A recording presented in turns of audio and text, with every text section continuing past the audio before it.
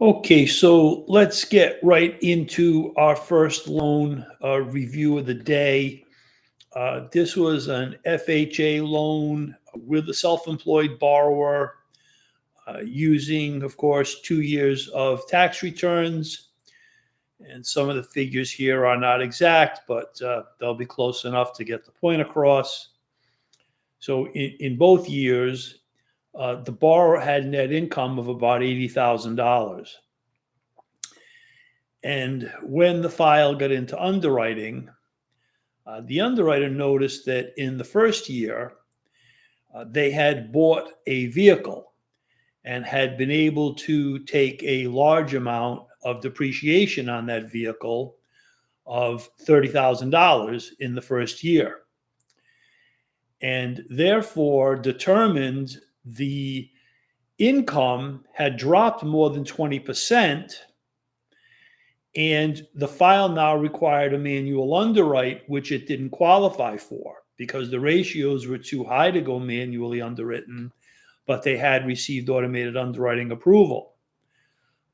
Just to explain in detail to somebody who might be newer to the business, depreciation is a non-cash expense.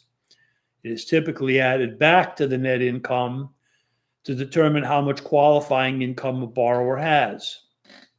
Now, if you do look in the FHA 4000.1, yes, it does say language along the lines of depreciation may be added back, but almost always an underwriter is going to put it back in. And so this is a case of a reasonably experienced loan officer, not a newbie, that really just did not take the time to review the tax returns closely and didn't trigger a thought that, hey, wait a minute, if I was trying to be more aggressive here and use more income, I would add the 30 to the 80 and I would use 110. And with only 80 the second year, I do now have that 20% drop in income. So this could be a manual underwrite before I tell the customer, before I tell the realtors involved, oh, you're all set. Let's go, get started. Everything's great. Should I check this out with my underwriting department?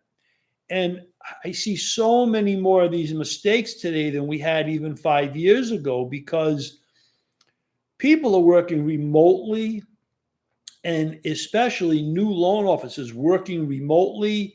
And I understand they have a place in most businesses. They have a mentor, or they have a scenario desk, or they have a portal that they can call into to get advice. But if they don't think to ask for the advice, then the problem comes up in underwriting. The second loan I'll talk to you about today is a USDA rural loan. And again, the loan officer failed to think properly about the situation and ended up with a decline in underwriting. Again, for those who are not familiar with USDA rural loans, there are multiple income calculations. The first one that caused the problem today is the annual income calculation. USDA rural loans have a maximum income allowable for each individual area. And this particular borrower had been earning overtime income steadily. And so what the loan officer did was they took a 2-year average. However, underwriting looked at it differently. They had earned a lot of overtime income in the first 6+ months of the year. And so when they annualize that, which is typically how USDA looks at income, it's an annualized amount of the current 12-month period, not so much a 2-year average, which may come more into effect with qualifying income, but with annual income, they're going to look at what they expect to happen over the current year. Now, it turned out that this particular applicant was going to be going out on maternity leave. Now, was going to continue working but was not going to have overtime any longer due to now having the child, was not really planning to take any substantial time off of work, but was planning to give up the overtime. Fortunately, the file did qualify without overtime income. So I haven't yet found the result yet of what is going to happen with that file as to whether or not, if the employer puts in writing that the overtime will stop, if USDA Rural will accept that. They may or they may not accept it. They may figure that this woman's going to be going back to overtime just as soon as she's able to, that it's only going to be a temporary pause. One thing that I want to point out here, I think an experienced loan officer knows this, but my channel is more geared up to folks who are thinking about becoming a loan officer, who are in the process of or have just passed their NMLS exam, or are fairly new in the business.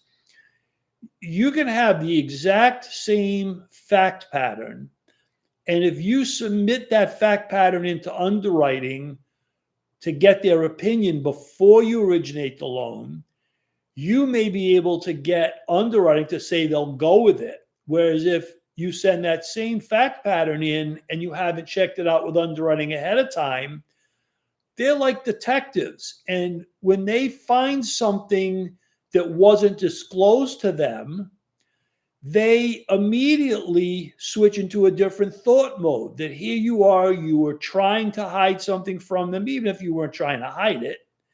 But they found one thing wrong. Now what else is wrong? And remember, you as a loan officer, you're playing offense. You're trying to close loans. They're on defense. Let's not kid ourselves with all this baloney about our underwriters try to make loans. Yeah, okay, maybe to some extent they do. But overall, they're there to see what is wrong with each loan. And once they find something that they don't like, now the fight is on. And at best, you're going to cause yourself, your customer, your referral partners a lot of stress. So it's very important to learn how to think the way that an underwriter does, because really everybody underwrites. If you as a loan officer on underwriting, how do you know what interest rate to put on the IRLA 1003? How do you know what program to put them in? This is a good example with the USDA rural loan, whereas you wouldn't have that problem with other loans because there's no annual income limit that you can now fall up against. So if you'd like, as an individual loan officer, a branch manager, regional manager, owner of a company, if you'd like to have your newer loan officers learn how to properly think about underwriting guidelines, you can go to my website. It's the word THE complete 1003.com, thecomplete1003.com. If you will go through and fill out a form there, it'll give me a better idea about what you're looking to do, how your organization works. You'll be able to get to my calendar right after you finish filling out the form. If you don't want to take the 3 minutes it takes, 3 to 4 minutes to fill out the form, you want to get in touch with me directly, that's fine. Alan, ALAN, at the complete1003.com. Well, that's it for today.